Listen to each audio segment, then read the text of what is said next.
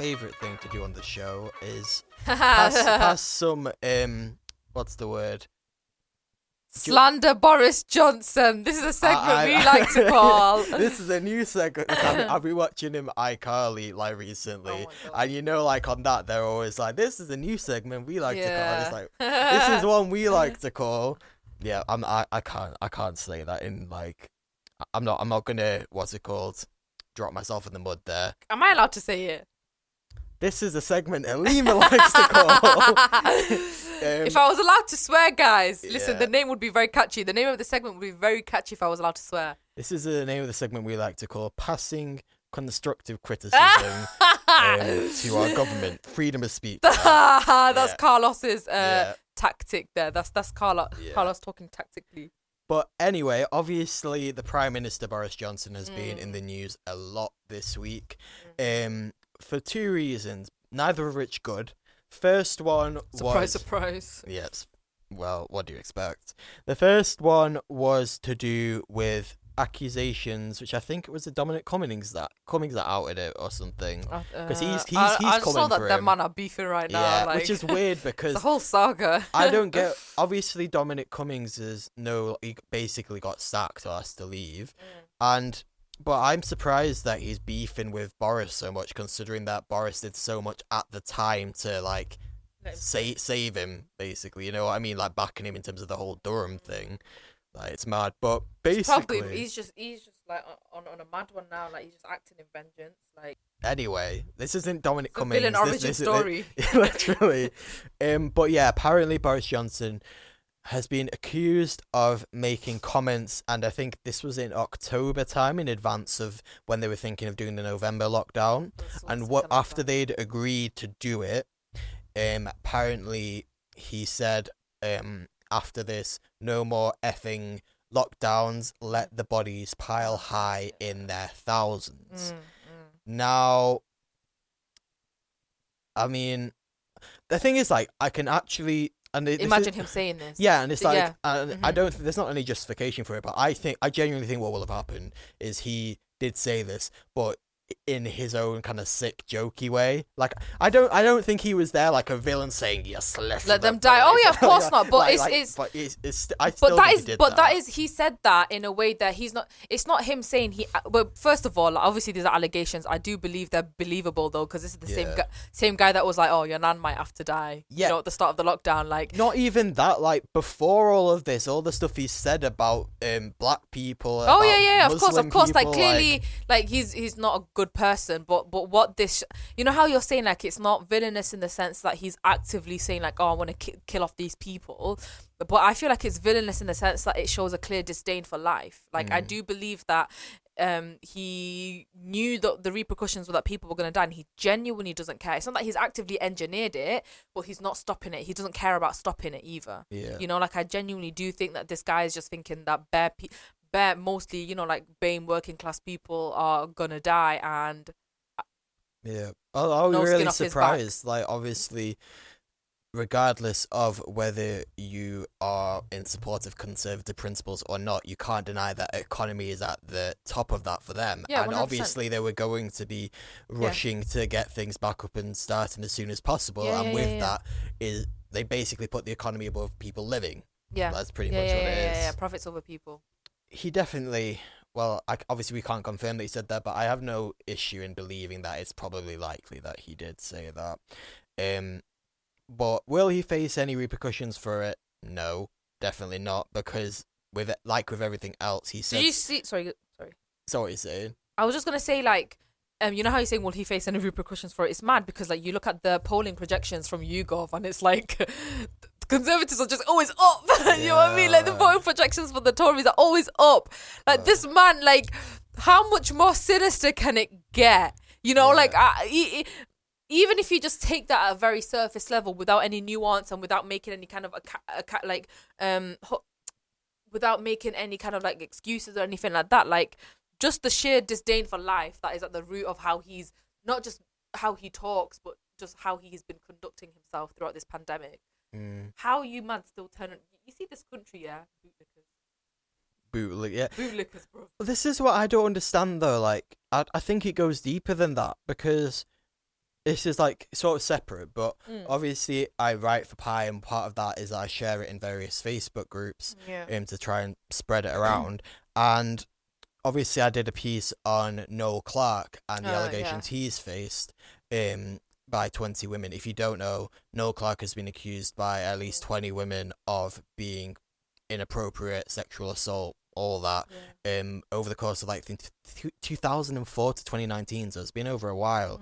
And obviously I did a piece on that, and I think he's had his BAFTA revoked, and also they pulled his show. Yeah, they pulled, like, it was the last episode, but still it's on ITV Hub. Like, it's just not airing it. But obviously I did that, and I thought, oh, this guy's like obviously to do with TV. I'm going to share it in these like TV groups because I'm part of these like I think it's called like soap spoilers, and TV addicts. So it's all, you can imagine the type of people that are on that. And so I posted it on there. And I already know what's coming. Yeah, the amount of people that commented on it saying what happened to innocent until proven guilty. My God! And it's like, wow, all you Karens, dense, bruv. are dense. It's like all you Karens are really choosing it now to jump in and defend a black man. Yeah, like literally, like, bro, it's so true, man. Because I was seeing certain Twitter personalities that are. They're brazy, like these men are so racist, like it's brazy, and all of a sudden now they're coming to the defense of Noel Clarke, like. And why? Because they pulled their favorite TV show off air, guys, and it's still mental. on ITV Hub. They can just go and watch it. Like, it's just this is what I mean though about this country. Like Britain's moral compass is so skewed. It might as well be. It might as well be non-existent. Like, it is mental. Like, I feel like this. Like, how much more like can this country take? You see, let me tell you, see France, yeah? Them man will riot over like out of stock croissant. Like croissant will not be out of stock, and them man will riot. Yeah, whereas they don't even know what human rights are. And they're still doing it. And Britain, oh my God, like. Bootlicking, why? It upsets me so much. Like, if we just organised, and it's what I was saying about the football thing, man. Like, if people just organised, like, if people believed in their own human dignity enough to just organise. It is so frustrating. It is, because it's like the Tories will do absolutely anything, and British public will just lie and take it. They'll just take it. Yeah, which is why they keep doing brazy stuff and keep getting away with it. Yeah, well, it is like literally. There's that whole Gald article on like everything Boris Johnson has said, and it's literally spanning like decades. Yeah. And still, this guy's our Prime Minister. He's obviously said, he's allegedly said this thing that's been revealed in this past week. Will anything come of it? No, because like nothing ever comes of it. No, exactly. And I don't know what it is about the British consciousness. Like, there's a very unique thing about the British consciousness where people just don't want to like demand better. Yeah, it's like, just they're happy with it. It's this whole argument of like it doesn't affect them, does it? But this is the thing. It's this whole argument of the white working class and their like determination. Like, you know how like quite a few of them are like royalists or that sort of thing, and they will continue to support these ideologies that continue to put them in their place at the bottom of the pile. We've had a decade of Tory austerity. Like, white working class are so hard hit by it, and they will still not wake up and realise, oh wait, hang on, it's the Tories and it doesn't have to be like this. No. Yeah, exactly. Well, I suppose we'll see at the next election whether the Red Wall, in terms of northern constituencies, comes back or not. But with Mr. Starmer, I'm not overly... Don't even get me started on him. Don't even get me started on him. I'm divesting. I'm divesting from parliamentary politics. I'm sorry, I'm divesting because this is Boris Johnson bashing, not him. No, but you see that Keir Starmer, yeah? Oh, I can't say threats on air, can I? Gun fingers. I'm not allowed to throw people on air, am I? But you see that Keir Starmer, oh my, informant. I can't stand him. I cannot stand. This is the thing that makes me so upset, guys, because it's like... You know what? This is good, because now people can't accuse us of like being, you're just bashing the Tories. Let's bash the Labour people. Yeah, right now, they're really just two sides of the same coin.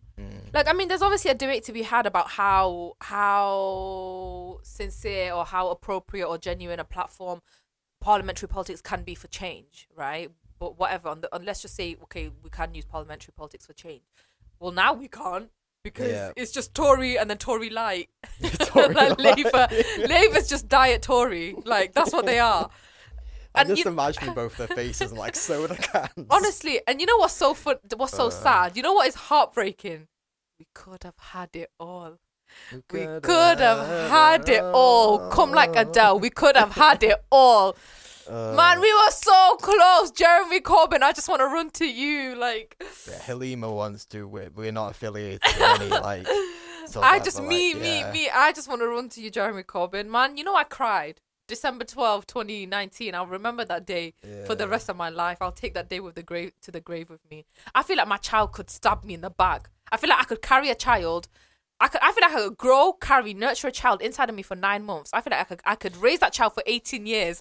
That child could turn around and stab me in the back, and I would still not feel as betrayed as I did on that faithful day, on that fateful day of December 12th, 2019. Well, there's multiple recordings of this, so Halima's future child, you know what you can get away I'm with. serious, guys. I'm not even joking. I cried, that day I cried. I don't cry. I'm a bad bee. I don't cry, but I cried that day. I remember I was in Bangladesh doing field work. I was doing field work, and I was basically, you know how saying it's not bureaucratic. So like, I'm trying to find my interview. So I'm just running around the city, right, driving around the city all day, and the whole day I didn't eat, and I was just staring out the window, just bare sad. And my auntie was so concerned. She was like, "Oh, what's up? Are you okay? You haven't eaten. What's wrong?" And I didn't even know how to explain it to her, guys. Like that's how deep it cut me. Oh, Jeremy Corbyn, I love you. I'm sorry. Yeah. And you know what's mad? Yeah, I'm sorry. While we're on this, you know what's mad? He's still fighting for people. It just shows, doesn't it? Like he's still. We never deserved that man. Yeah, we did not deserve that man. He's still fighting for people. Everything he said is right. Everything he said, this country is slowly starting to realize. In our opinion. In my opinion. Yeah.